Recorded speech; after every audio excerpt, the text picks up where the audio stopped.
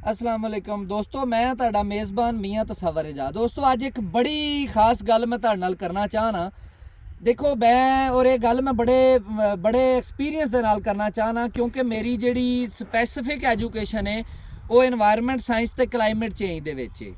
ते मैं ये समझना कि जिन्नी ज़्यादा माहौलियाती तब्दीलियां पाकिस्तान दे विच शुरू हो गई ने ना, ये जिमींदारे दे विच एग्रीकल्चर दे विच सब तो वड्डा एक चैलेंज खड़ा हो गया है। पहले भी साढ़े सामने बहुत सारे चैलेंज सन। 2 नंबर दवाइयां वाले चैलेंज, 2 नंबर खादां वाले चैलेंज, महंगाई वाले चैलेंज और खास तौर पर 2 नंबर डीजल वाले चैलेंज और आम जी जरनल साड़ियाँ जड़ियाँ इनपुट्स ने उन्होंने महंगाई वाले चैलेंज। लेकिन हुण उस तो भी एक वड्डा चैलेंज शुरू हो गया है, वो है साडा एनवायरनमेंट का चैलेंज, यानी क्लाइमेट चेंज जिहड़ा हो रहा है उनकी वजह तो की असरात आ रहे हैं, उनदे विच असीं किस तरीके नाल मैनेज करना है, असीं कर की सकने, यानी साडे तां जो वास्ते असीं वो ही करना है। देखो क्लाइमेट चेंज दे विच अगर असीं गल करिए तो क्लाइमेट चेंज का मसला सिर्फ पाकिस्तान च नहीं है, पूरी दुनिया दे विच जिहड़ा ना वैदर क्लाइमेट तब्दील हो रहा है और आहिस्ता आहिस्ता तब्दील हो रहा है, जिंदे विच मैं समझना आम अंदाजे के मुताबिक इस तो पहले भी मैं एक वीडियो बनाई है कि 10 तो 15 दिन वैदर तुहाडा लेट हो गया है।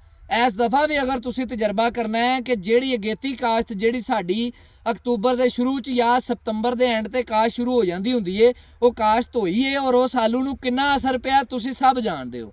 और जिहड़ा आलू काश्त होया अक्तूबर के एंड ते आके या नवंबर के शुरू दे विच वो क्लाइमेट के असर दे विच घट आया, बल्कि उन्होंने फेवरेबल क्लाइमेट मिल गया। और ये एक बड़ा ही अहम फार्मूला है। अगर तुसी फार्मिंग दे विच एग्रीकल्चर दे विच आइंदा किते भी काम करना चाहते हो, मैं तुहानूं पूरे वसूख नाल गल करना चाह रहा, पूरे तजर्बे नाल गल कर रहा, अपनी पूरी तलीमी काबलियत दे नाल गल कर रहा कि तुसी अपनी हर फसल जिहड़ी रूटीन दे विच जो तरीखा साडे बजुर्ग या असीं करदे आ रहे हैं उन्हां तो असीं तकरीबन 10 12 या 15 दिन 10 या 15 दिन के दरम्यानी गैप दे विच हर फसल नूं लेट कर देना है। और इंशाअल्लाह ताला 99% उम्मीद है कि जिहड़ा ये क्लाइमेट का एक चैलेंज साडे सामने आया है असीं इहनूं फेस कर सकांगे। एक साइड ते साडे दूसरे मसाइल भी ने और साडे लिए एक वड्डा मसला पैदा हो गया है। जिस तरह इस दफ़ा आलू की जिहड़ी पैदावार है तकरीबन 20 तो 25% डैमेज हो गई है, यानी आलू जिहड़ा रिक्वायरमेंट के मुताबिक मौजूद सी, डिमांड के मुताबिक बल्कि डिमांड तो ज़्यादा मौजूद सी, उनदे विच कमी आ गई है 8 तो 10%। यानी हुण आलू डिमांड तो ज़्यादा मौजूद पाकिस्तान च नहीं हैगा और जिहड़े फार्मर क्लाइमेट चेंज की लपेट च आ गए ने उन्हां दा नुकसान हो गया है। और जिहड़े फार्मर क्लाइमेट के अकॉर्डिंग चले ने उन्हां ते अल्लाह ताला ने रहम किया है और अल्लाह ताला इंशाअल्लाह ताला अपना रहम जारी रखे।